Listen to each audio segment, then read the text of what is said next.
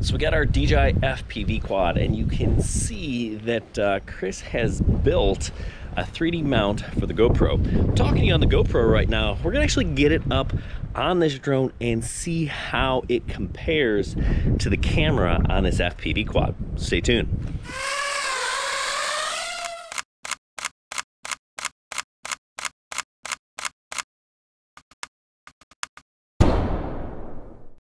So if you're interested in doing this yourself, you want the 3D mount that Chris designed, we have a link to it in the website. You can get to there. Check the video description. So let's talk about the camera settings that we've got going on here. The DJI FPV quad is actually, for this test, is in 1080 60 normal mode, 16:9. Electronic image stabilization is on, and distortion correction is also on. Now we will do the next video 4K.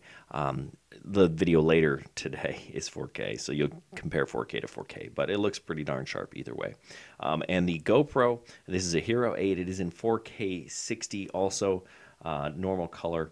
Stabilization is on in the camera. We didn't stabilize it using Real Steady or anything like that. It is in linear mode, so that's kind of like their not their most narrow version, but wide, but still linear, I guess, right? So Chris is flying this flight in normal mode. We'll bump it up the speed a little bit when we're flying 4K, but I'm not going to tell you what to think about the different pictures. I'll let you kind of decide as we kind of go back and forth between the two cameras. You decide which you like best. You know, it's kind of a personal thing. Again, you can color grade if you choose. There are flat profiles for both of these cameras. It actually took us a while to find it on the DJI FPV quad because, you know, it's buried kind of in the menu and you have to use the goggles to get there. You know, I hope that DJI implements some camera settings that you can kind of change from the app that would make things a whole lot easier. So, what do you think? You know, GoPro, DJI FPV quad, is this camera good enough to replace your GoPro? That's really kind of the question, and really only you can make that decision. All right, so now flight number 2 here. We've got the DJI FPV quad in 4K. So it's 4K 60. All the other settings are pretty much the same. The GoPro, actually, we did change to a wide angle view, and hypersmooth is again still on. Now we did go with the flat color profile on the GoPro because you know, you can color grade it, and I'm going to color grade it here. Just, you know, that's a personal preference thing. All right, so I got the colors, I think, how I like them on the GoPro. I really like the colors coming out of this DJI camera, so not really messing with that. So you, again, make the call for yourself. You know, do you like the GoPro? Do you like the DJI FPV quad? Which colors do you prefer? Now, keep in mind, the angle on the GoPro isn't something that we could really mess with a whole lot. I think Chris did a nice job of kind of getting it set on the drone pretty well.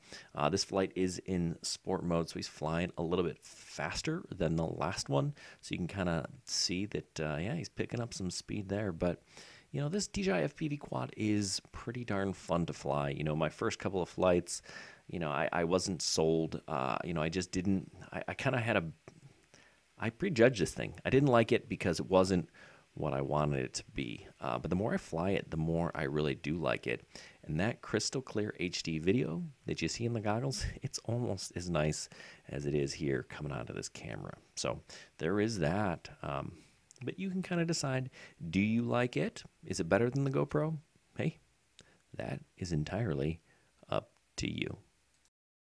So Chris actually drilled a couple of holes here. I don't think you need to do that. We attached with this VHB, link in the description below. This stuff is awesome, actually used in automotive applications. But with that curvature in the mount, it just sits. But since we do have some holes in there, might as well go ahead and put in a couple of screws. We found out later that, you know, when we took it off, that tape would have been just fine. Okay, so now we're going to show you how to take off the, you know, that top piece, that shroud, if you will, you know, which if you ever want to change it, this is what you're going to have to do. There are 1,000 screws in here, it seems. And then when you get it off, look at how cool this thing looks. It's like a hard drive in there, fans and everything. Just looks like something out of the Terminator. All right, so now we're going to get it back on, set it into place.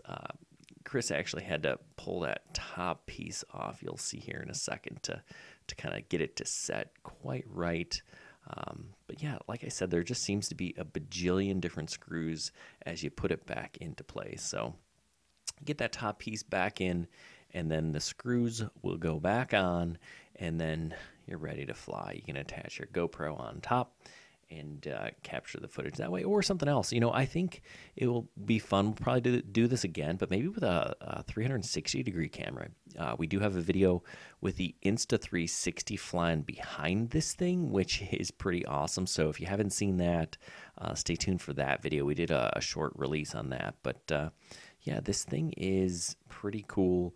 I do enjoy flying this thing. Chris is liking flying this thing a little bit more.